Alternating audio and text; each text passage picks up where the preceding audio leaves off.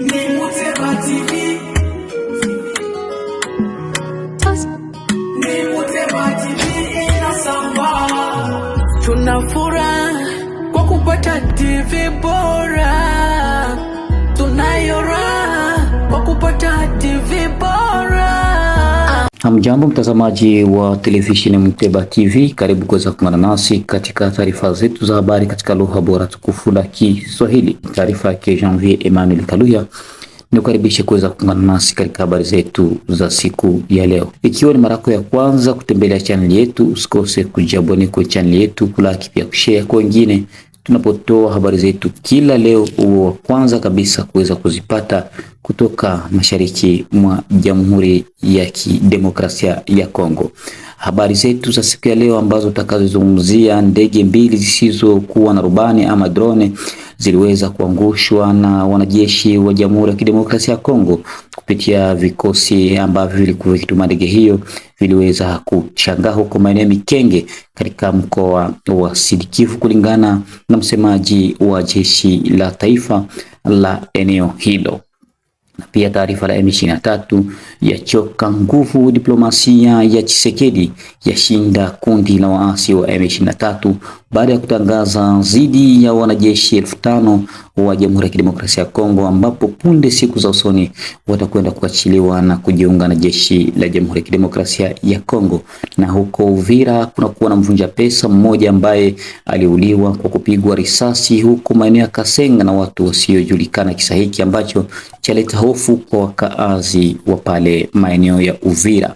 Jamii la Banyinyi kutoka jimbo la Sud Kivu waeleza hasira yao, pia mshangao wao kutoshiriki kwenye kikao kikubwa cha desturi na mila ambacho kilichoshirikisha wami wote wa Jamhuri ya Kidemokrasia ya Kongo, na huku wakitaja kuwa mwami wa Lwindi hakuweza kushiriki kwenye kikao hicho. Haya na mengine tukukaribishe kuweza kuungana nasi katika habari zetu za siku ya leo, taarifa ambayo itakasoma kwenu na Janvier Emmanuel Kaluya. Nikukaribishe kuungana nasi mwanzo hadi mwisho.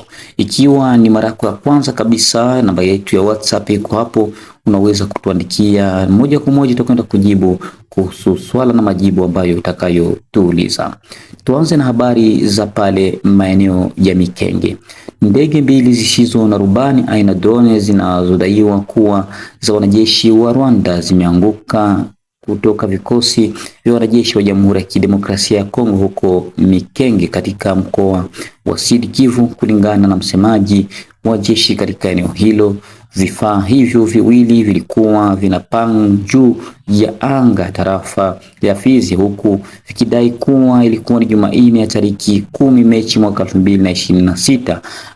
Inadaiwa kwamba drone hizo ziliweza kujaribu kuendesha shambulizi kwa mara nyingine tena huko maeneo ya Kalingi, kulingana na nafasi za vikosi vya wanajeshi wa Jamhuri ya Kidemokrasia ya Kongo wanavyopatikana, baada ya upande wa adui kupata hasira kubwa katika mapigano yaliyotokea kwenye maeneo mbalimbali ya vita maeneo hayo. Kwa mujibu wa msemaji wa jeshi Luteni Mbui Kalonji Rigeni, tukio hilo ni uchokozi upya na pia ni ukiukaji wa makubaliano ya Washington yaliyosainiwa hivi karibuni kati ya Jamhuri ya Kidemokrasia ya Kongo na nchi ya Rwanda. Ikumbukwe pia kuwa FARDC inaendelea kupokea wanajeshi wengi kutoka vikosi vya M23 ambao wanaoendelea kujisalimisha kila leo ifikapo, huku wakitaja kuwa mvutano huo umeonyesha kuwa M23 imeshindwa nguvu, na ndio kwa maana kila leo wanajeshi wanaanza kurudi, kwa sababu wanaonesha hasira na pia kile wanachokiita njaa na vile wanavyoishi katika mazingira ya kutatanisha, huku wakionyesha kuwa mzozo huu wa kivita unaendelea kupingwa vikali, huku Rwanda ikiendelea kuchochea visa hivyo.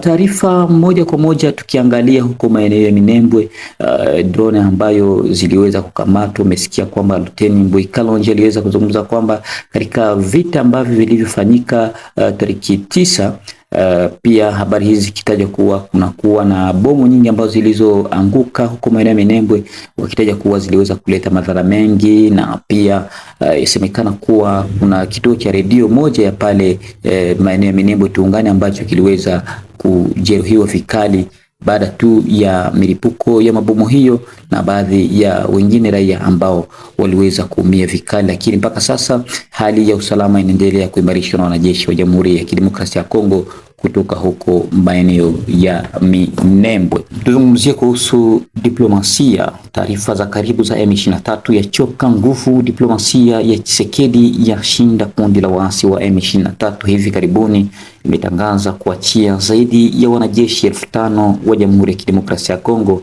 ambao waliweza kukamatwa wakati wa mapigano mashariki mwa Jamhuri ya Kidemokrasia ya Kongo.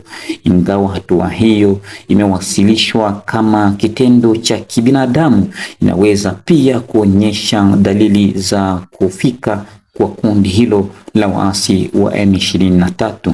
Hapa wanajeshi wa Jamhuri ya Kidemokrasia ya Kongo kupitia kidiplomasia ambacho iliweza kuanzishwa na Rais wa Jamhuri ya Kidemokrasia ya Kongo miezi kadhaa sasa, hali ya usalama mashariki mwa Jamhuri ya Kidemokrasia ya Kongo na juhudi kubwa za kidiplomasia zinazoonekana kupitia mvutano wa kivita mashariki mwa Jamhuri ya Kidemokrasia ya Kongo. Hapa inaonyesha kuwa hali hiyo ya waasi wa M23 imeonekana kuwa kuzofika hatua muhimu iliyotokea mwanzoni mwa Machi mwaka 2026 wakati iliweza kupokea na kupanga vikwazo dhidi ya jeshi la Rwanda Defense Force pamoja na baadhi ya maafisa wake wa juu wakihutumiwa kuunga mkono moja kwa moja kundi la waasi wa M23 katika mashariki mwa Jamhuri ya Kidemokrasia ya Kongo.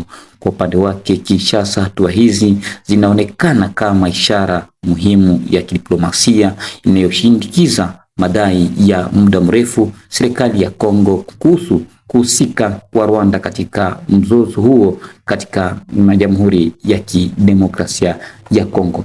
Tukujuze kuwa waasi wa M23 kwa sasa wameonekana kuvunjwa nguvu, kwa sababu awali walikuwa wakitangaza kuendelea na mapigano hadi Kinshasa, lakini kwa leo wamekuwa wakidai kuweza kukaa kwa pamoja ili kurejesha amani mashariki mwa Jamhuri ya Kidemokrasia ya Kongo. Mvutano wa rais wa Jamhuri ya Kidemokrasia ya Kongo baada ya kuanzisha diplomasia, watu wengi walidhani kwamba diplomasia hii haitaweza kuleta manufaa, lakini kwa sasa Wakongomani wakiwa na matumaini kuwa rais wa Jamhuri ya Kidemokrasia ya Kongo, diplomasia ambayo anayoifanya kwa sasa italeta faida kwa Wakongomani ambao wanaopatikana mashariki mwa Jamhuri ya Kidemokrasia ya Kongo na kumaliza mvutano wa mgogoro kati ya waasi wa M23 pamoja na nchi ya Jamhuri ya Kidemokrasia ya Kongo. Tutoke huko maeneo ya Kinshasa moja kwa moja tujiunge hapo maeneo ya Uvira. Mauaji ya mvunja pesa ambayo iliyosababishwa kwa kupigwa risasi na watu wasiojulikana yaleta hofu kwa wakazi wa pale maeneo ya Uvira Kasenga. Habari hizi zilieleza kuwa mhanga alikuwa akitoka kazini kwake akijielekeza nyumbani. Hapo aliweza kukutwa na watu wenye kumiliki silaha na kumfyatulia risasi kwenye kichwa chake na kupoteza maisha. Pesa walipeleka, lakini mpaka sasa habari zinafuatilia ili kujua kisa na malengo ya mauaji hayo bado kujulikana, na walioendesha kitendo hicho, serikali ya Uvira inaendelea kufanya uwezekanalo ili iweze kujua waliobaini kitendo hicho. Raia pamoja na mashirika za kiraia wakiomba serikali ya Uvira kuingilia kati ili kuweka ulinzi mbalimbali kuepukana na mauaji ya kiolela ambayo inaendelea kuripotiwa maeneo hayo. Jamii la Banyindu kutoka jimbo la Sud Kivu wameeleza hasira yao hapa karibuni kutokana na kutoshiriki kwenye kongamano ya masuala ya mila ambayo iliyofanyika huko maeneo ya Kinshasa bila kushirikisha mwami wa sheferi ya Lwindi. Katika barua iliyotumwa kwa makamu waziri makamu anayehusika na mambo ya ndani ya jamii hizo, amekosoa kile ambacho kimeonekana kuachwa nje kwa taasisi ya jamii ya historia kubwa sana, jamii ya Lwindi ambayo inakuwa na historia kubwa. Tariki 9 Machi mwaka 2026 na kiongozi wa jamii ya Banyindu pale Uvira, Ndingari Matabishi Jacques.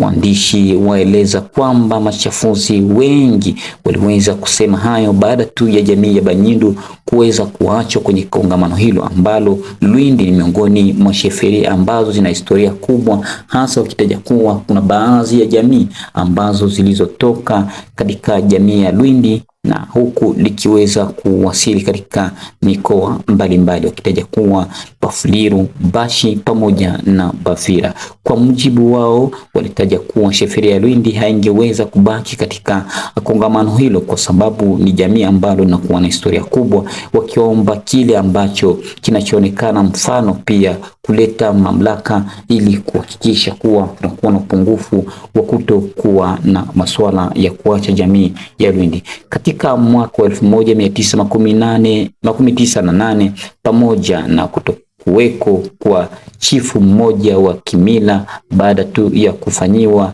mateso huko Kamombo katika wilaya ya Fizi mwaka 2017. Kutokana na hadi hiyo, wawakilishi wa watu wa Banyindu kukutana moja kwa moja na makamu wa waziri mkuu anayehusika na mambo ya ndani ili kueleza wasiwasi wao, pia kuwasilisha vibarua vyao na pia kuonesha wasiwasi yao ambayo inaweza kutokea hapa karibuni. Kwa kumbusho, jukwaa la kitaifa la mswala la mila ama desturi lilifanyika mjini Kinshasa kuanzia tariki 2 hadi tariki 5 Machi mwaka 2026. Sherehe za ufunguzi ongozwa na Rais wa Jamhuri ya Kidemokrasia ya Kongo Felix Antoine Tshisekedi Chilombo.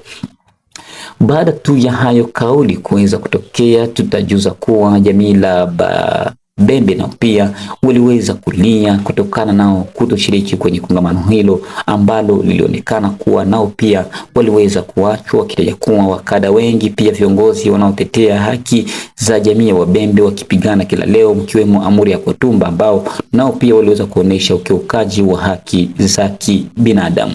Na ni hapa ndipo tunafika mwisho wa taarifa yetu ya habari katika lugha bora tukufu la Kiswahili, taarifa ya Janvier Emmanuel Kaluya. Ni sema asante kwa kuendelea kutufuatilia. Ikiwa ni mara yako ya kwanza kutembelea channel yetu, usikose kujiabone kwenye channel yetu, kulike pia kushare kwa wengine tunapotoa habari zetu kila leo, uwe wa kwanza kabisa kuweza kuzipata. Mimi nakutakia asubuhi njema na jioni njema kwako. Alamsiki.